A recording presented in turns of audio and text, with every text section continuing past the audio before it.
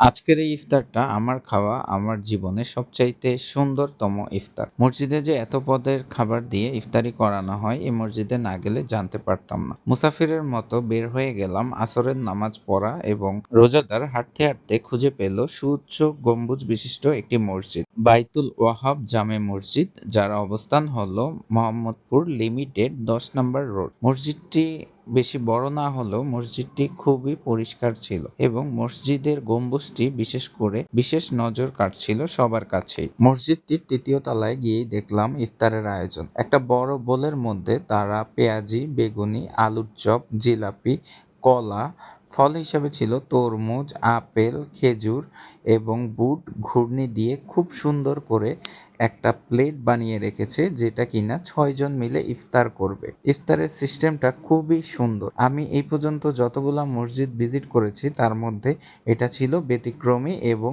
খুবই মানসম্মত এবং মজাদার খাবার উপভোগের একটা ইফতার। প্রতি প্লেটে 6 জন করে শেয়ার করে বসে ইফতার করছে। খুবই ভালো লেগেছে এই মসজিদটিতে ইফতার করে। প্রতিদিন শহরের ভিন্ন ভিন্ন মসজিদে ইফতারি সম্পাদন করে, ইফতারি ট্রাই করে, বিভিন্ন এলাকার মানুষের সাথে একসাথে ইফতারি করে একটা অন্যরকম প্রশান্তি আমি অনুভব করতে পারছি। আল্লাহ তাআলা আমাদের সকলের রোজাগুলোকে কবুল ও মঞ্জুর করুক, আমিন।